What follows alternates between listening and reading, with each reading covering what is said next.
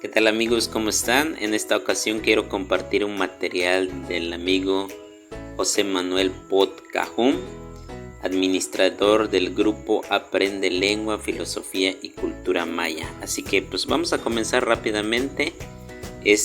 Usheshetal Winkilal Mac, partes del cuerpo humano.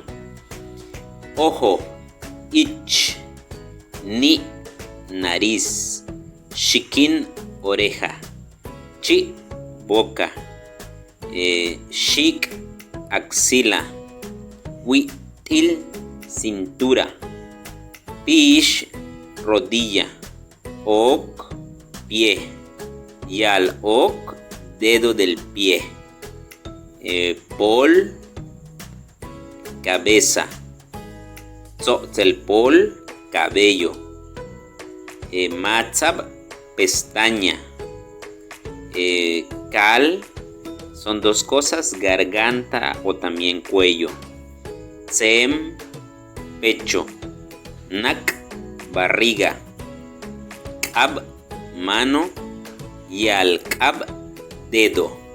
Pues bueno amigos, ahí tienen, espero que les guste esta pronunciación en la lengua maya. Saludos.